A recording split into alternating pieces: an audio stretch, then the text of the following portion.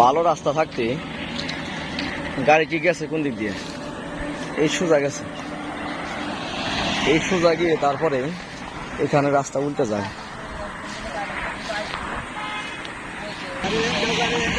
রাস্তা থেকে এত দূরে এসে গাড়িটি শেষরিয়ে পড়ে গেল, তারপর ড্রাইভার বলতে পারলো না।